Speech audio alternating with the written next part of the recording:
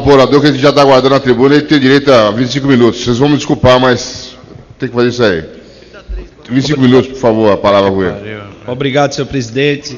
Queria iniciar minhas palavras cumprimentando o senhor presidente, deputado Edson Moreira, que nos honra presidindo essa sessão. Cumprimentar todas as deputadas desse plenário, os deputados, povo brasileiro. Ocupo pela primeira vez esta tribuna no grande expediente desta casa. Sei que o faço em um dos mais importantes momentos da história recente deste país. Instante em que a população brasileira, razão maior da existência desta casa, acompanha com perplexidade uma das mais profundas e largas crises políticas que a história desta nação há de registrar. Profunda por estar atingindo as entranhas do exercício do poder e larga por estar acionando de formas distintas os principais órgãos e instituições da República Brasileira nos três poderes.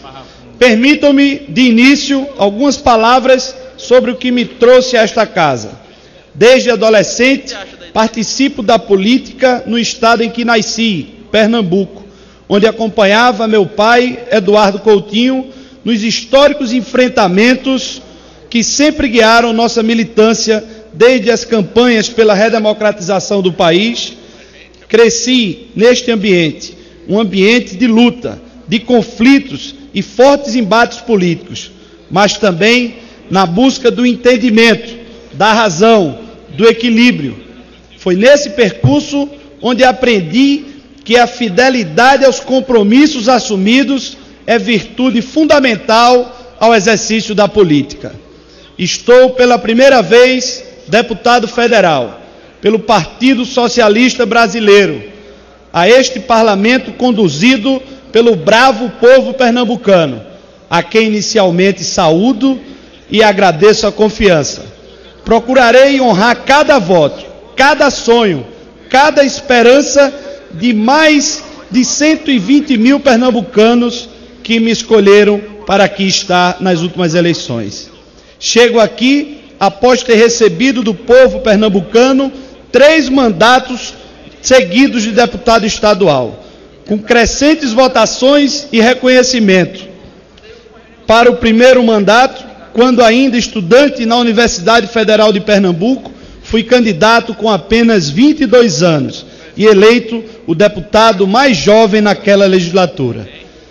No início do mandato seguinte, fui escolhido por meus colegas para ocupar a primeira secretaria da mesa diretora da Assembleia Legislativa de Pernambuco, cargo para o qual fui reiteradamente reconduzido até o final do meu 3º mandato. Isso me enche de satisfação e também de júbilo por ter sido neste mesmo período que Pernambuco teve a felicidade de ser governado pelo nosso saudoso Eduardo Campos, que fez uma das melhores gestões da história de nosso estado. Foi Eduardo, inclusive, que testemunha da minha jovem militância política, em visita à minha casa, convidou-me para a vida pública e dele sempre recebi permanente e entusiasmado apoio.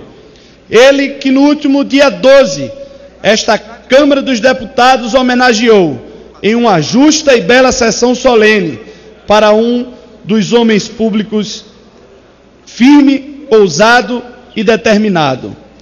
E teço aqui esses comentários não só para homenageá-lo, mas também para lembrar que das habilidades que devem estar presentes em um grande líder, uma é fundamental em um sistema democrático: a capacidade de diálogo, de construir o entendimento, de dirimir conflitos pela trilha do bom senso, acima de interesses individuais, menores e não republicanos.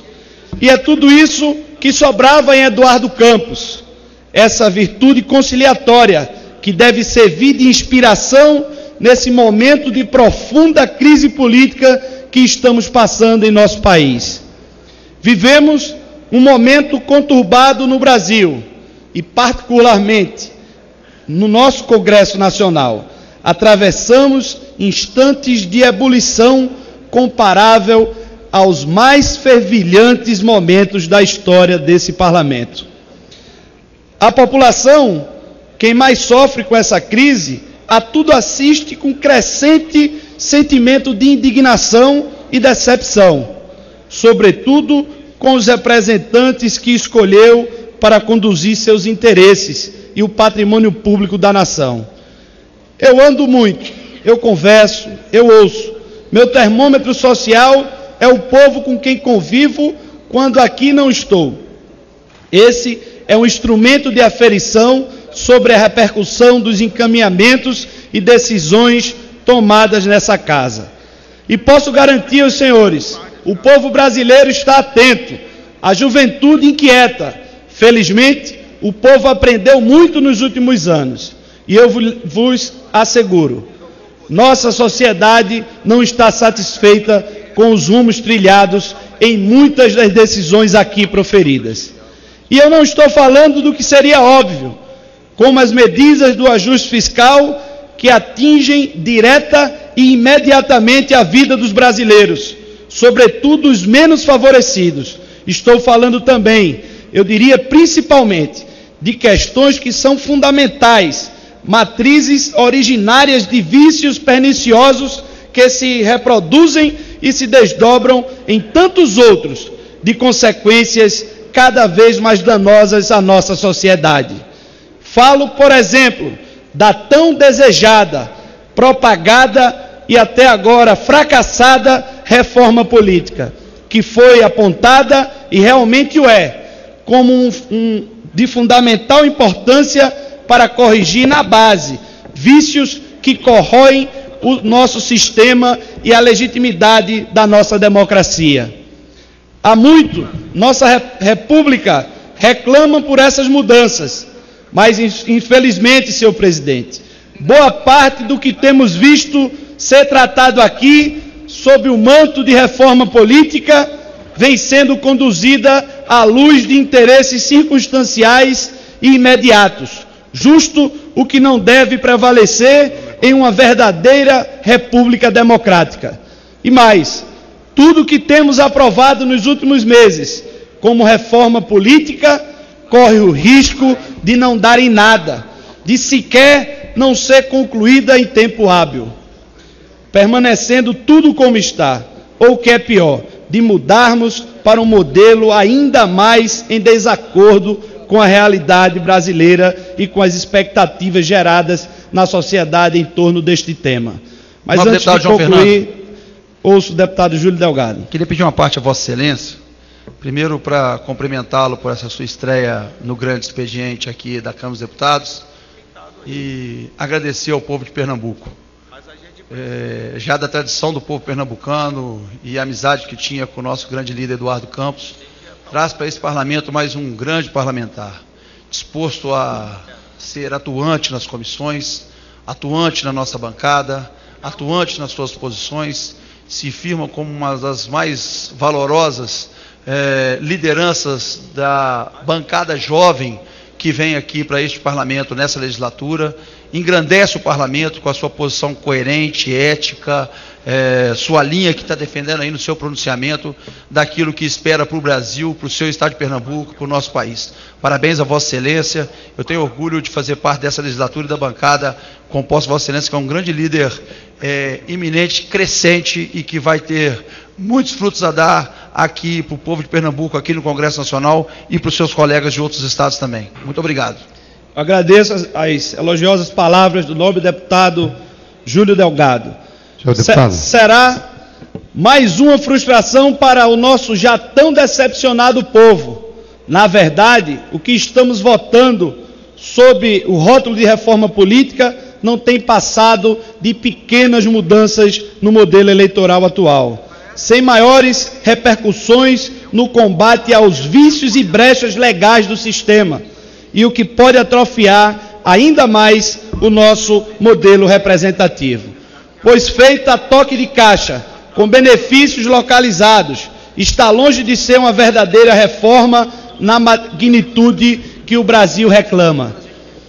Uma reforma que tivesse início pela discussão acerca da raiz de nossos problemas de ordem política, que dão origem a outros de natureza econômica, social, educacional. Tudo isso, senhores, tem origem em um modelo federativo antigo, arcaico, vencido. Modelo organizado num momento histórico onde o Brasil vivia em uma outra situação, uma outra realidade. Por exemplo, na distribuição da população, que hoje é majoritariamente urbana, ao contrário da primeira metade do século passado. Uma realidade bem distinta também na organização de nosso sistema produtivo, em nossa geografia econômica e destacadamente na relação entre o capital produtivo e o capital financeiro, estas duas estruturas principais da nossa economia, que formam a nossa base econômica, que desde a famosa abertura dos portos, ainda no século XIX, disputam a orientação da política econômica adotada pelos governos neste país. Mas antes de continuar... Deputado João Coutinho, primeiro parabenizar Vossa Excelência pelo tema que abrange temas profundos da problemática brasileira, e quero dizer que, quanto aos capitais, sem dúvida nenhuma, eu vejo sempre todo o nosso sistema financeiro beneficiando o capital especulativo, em vez de beneficiar o capital produtivo. Nós deveríamos inverter essa equação, e eu não entendo por que essa equação. E independente de governos, inclusive. Isso é algo que vem acontecendo no Brasil há muitos anos, né, que até se pensava que novos governos iam mudar isso, e não muda. O capital especulativo ainda tem preferência ao capital produtivo. E também no que tange à reforma política, realmente foi uma reforma pífia, e, na verdade, eu como parlamentarista que sou, eu acredito que só o parlamentarismo poderia trazer uma estabilidade ao país. No momento que o país estivesse decrescente, poderia se fazer uma troca sem grandes problemas para o país. E é isso que nós estamos necessitando. Muitas vezes nós vemos lideranças que estão levando o Brasil para baixo e temos que esperar 4 anos para que se possa tomar uma atitude. No parlamentarismo, em 2, 3 meses, se faria isso. Muito obrigado pela parte, parabéns a Vossa Excelência. Agradeço ao deputado Moroni Torga. O Brasil vive hoje uma outra realidade, senhores. Temos, nesse início do século XXI, uma estrutura econômica produtiva como um dos poucos países do mundo, um dos maiores e mais cobiçados mercados consumidores do planeta, uma juventude sedenta de trabalho e com espírito empreendedor. Temos universidades espalhadas por nosso território, centros de pesquisa, temos matéria-prima, temos mão de obra e avançamos muito na tecnologia. No petróleo, por exemplo, que é uma das moedas de referência mais importantes, se não a mais importante do planeta, temos as mais avançadas expertises na sua extração e uma extensa e promissora bacia de reserva. Numa época de escassez internacional de energia, somos abundantes em fontes de energia não poluentes, sol e vento o ano inteiro, mas, ao mesmo tempo, a energia solar participa com menos de 1% do que é consumido no Brasil e a eólica com menos de 5%. Então, o que está ocorrendo? O que está faltando? É que, por outro lado, senhores, temos uma organização política e um modelo republicano velho, ultrapassado, remanescente de um presidencialismo coronelista do início do século passado. Formalmente, somos uma república federativa, mas, na verdade, vivemos uma república presidencialista centralizada, com uma descomunal e perniciosa concentração de poder no Executivo Federal, que emperra o funcionamento do Estado. Se um prefeito de uma cidade do interior, nos rincões do Brasil, quer construir uma quadra poliesportiva numa praça pública, tem que pedir recursos à União, o mesmo ocorre com um posto de saúde, uma escola ou uma recuperação de uma estrada. Como pode um país desse funcionar? É urgente a elaboração de um novo pacto federativo, Os entes federados necessitam ter mais autonomia, mais liberdade, mais autodeterminação, inclusive na elaboração de leis que mais representem a vontade, a cultura, os costumes e as formas de viver de povos deste país continente. Deputado João. Com suas singularidades, deputado Gonzaga, geografias, climas e tradições diferentes, que precisam ser respeitadas nas suas particularidades e não tratadas de forma homogênea, uniformizadas, a partir da decisão de burocratas enclausurados nos gabinetes da capital federal. Isso é inaceitável no mundo atual. Precisamos transformar este país numa verdadeira república federativa. Imaginem, senhores, uma família com vários filhos, e eu tenho 3, Arthur, Vitor e Sofia. Quem tem mais de um filho entende o que eu digo.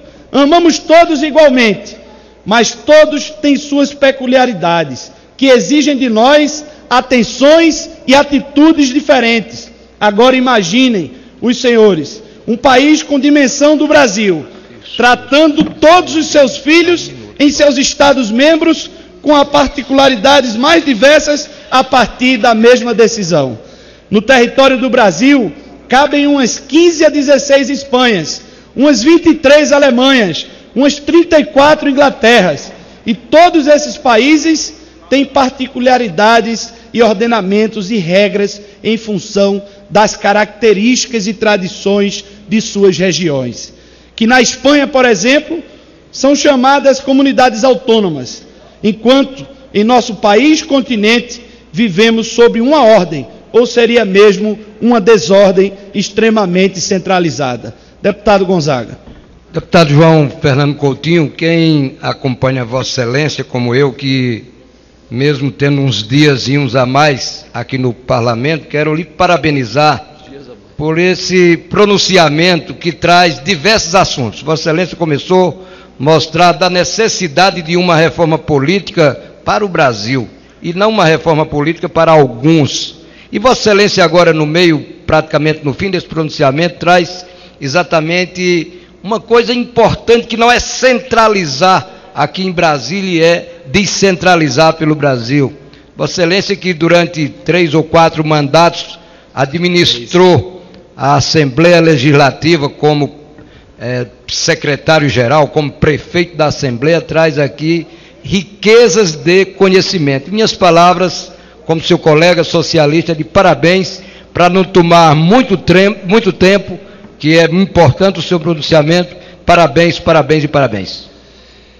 Obrigado, deputado Gonzaga. É urgente, senhores, repito, uma discussão sobre uma nova ordem federativa no país.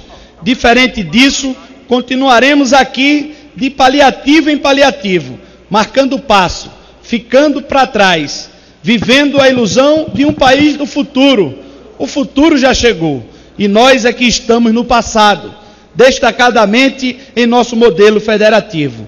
Seguimos patinando, atualizando os mesmos problemas sociais, econômicos, políticos de 10, 20, 30, 100 anos atrás, nessa roda da fortuna que falava Gabriel Garcia Marques. É preciso termos visão do mundo em que estamos imersos e coragem para mudar. E aqui me inspiro no meu saudoso avô, Joaquim Coutinho, que em 1971, quando quase todo o mundo ocidental estava há décadas rompido com a China, essa milenar potência do planeta, ele, deputado federal, desta mesma tribuna, aqui proferia suas palavras defendendo o restabelecimento das relações diplomáticas do Brasil com aquele tão temido gigante comunista. Naquele momento, aquilo a muitos parecia absurdo, estranho ou mesmo inapropriado. Não imaginavam todos que naquele mesmo ano, o então secretário de Estado americano, Henry Kissinger, viajava pela primeira vez em missão secreta à China, após 20 anos de relações rompidas entre os dois países. E no ano seguinte, o líder do Ocidente capitalista, o presidente Nixon, pousava em Pequim para encontro oficial com o líder do Oriente Comunista, o presidente Mao Tse-tung. Era o fim de um gelo e o início de um novo ciclo na relação entre ambos, cujo resultado hoje todos testemunhamos. É disso que eu estou falando, senhores, de entendermos o que o Brasil, em nosso tempo e no contexto do mundo. E isso é uma verdadeira reforma política, é o que uma verdadeira reforma política pode nos trazer. Para podermos dar qualidade à prestação dos serviços públicos no país e, ao mesmo tempo, estimular atividades na iniciativa privada adequadas e adaptadas às potencialidades de Estado-membro. Mas ouço o deputado Caio. Deputado João, se me permite essa parte aqui, queria parabenizar Vossa Excelência por esse trabalho que conheço de perto, desde quando Vossa Excelência era deputado estadual, hoje aqui na Câmara Federal, orgulhando todo o povo de Pernambuco, representando cada pessoa que confiou a vinda de Vossa Excelência aqui para essa casa. Deixo aqui a minha consideração, o meu respeito a Vossa Excelência, que com esse belo discurso mostra que veio a essa casa, a sua vontade de trabalhar, que nós pernambucanos já conhecemos, e o Brasil agora está conhecendo também.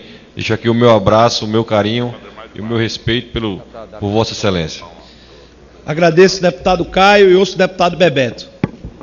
Eu quero, deputado João, quero parabenizá-lo pelas reflexões trazidas a partir do discurso que Vossa Excelência nos apresenta, iniciando uma crítica importante sobre a reforma política tão necessária, reclamada pela população, mas que lamentavelmente nós não logramos êxito de fazer uma reforma que fosse capaz de dar conta do aprofundamento da democracia, do controle social e de medidas que inibissem a presença do poder econômico no processo eleitoral.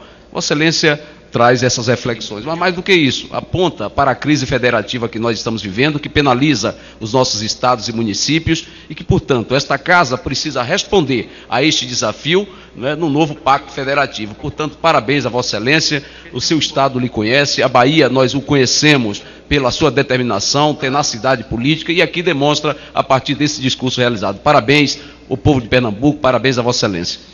Agradeço ao deputado Bebeto e, antes de concluir, peço a tolerância do nobre presidente para ouvir as palavras do nosso ex-governador, senador, deputado, prefeito, pessoa que desde a minha infância e juventude acostumei-me a admirar e a seguir a luta pela democratização do nosso país, ainda quando criança, o nosso hoje deputado Jarbas Vasconcelos. Muito obrigado, deputado João Coutinho. Eu não poderia deixar de trazer ao amigo, a Vossa Excelência, o meu testemunho da sua atuação correta, permanente, atenta, não só aqui ao plenário, mas nas comissões da Casa.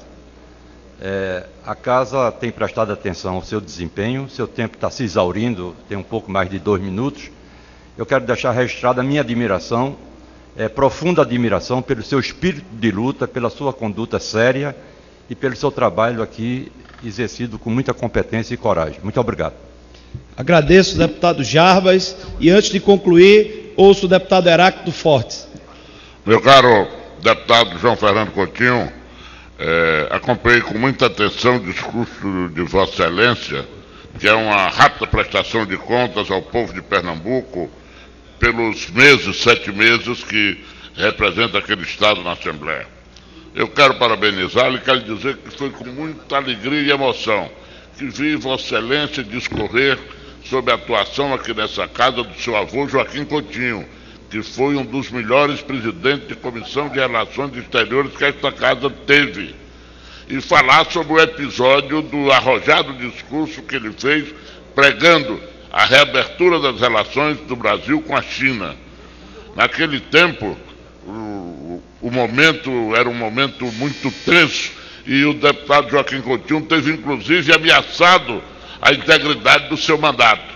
Mas ele foi em frente e logo em seguida mostrou ao Brasil que ele estava certo. E o Brasil, veja bem, naquela época curvou-se após a missão 15 à China. Vossa Excelência está de parabéns pelo registro histórico que faz e pela justiça, resgatando a grande figura do seu avô nessa casa. Eu agradeço ao nobre deputado Heráclito, que foi amigo do meu avô, Joaquim Coutinho. Peço ao presidente que nos conceda, no mínimo, mais 1 minuto para eu concluir meu pronunciamento. Falava da necessidade de estimular as atividades da iniciativa privada adequadas e adaptadas às potencialidades de Estado-membro. Só nesse caminho deixaremos de ser um país apenas primário exportador, como temos sido desde o descobrimento, inicialmente com o pau-brasil, depois com a cana-de-açúcar, passando pelo café, a borracha, a carne bovina, a soja, agora o petróleo do pré-sal. Não, senhores, esta inércia tem que acabar. Temos todas as condições de agregar valor ao que essa terra sempre nos deu e competirmos em uma outra faixa de mercado. Chega de ficarmos deitados eternamente em berço esplêndido. Precisamos construir um novo pacto federativo, numa ação suprapartidária, com a participação dos demais poderes da União.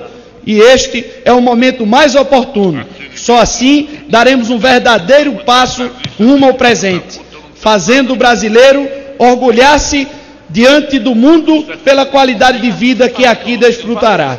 Essa é nossa missão e é nisso que a nossa sociedade espera de nós. Mas ouço o deputado...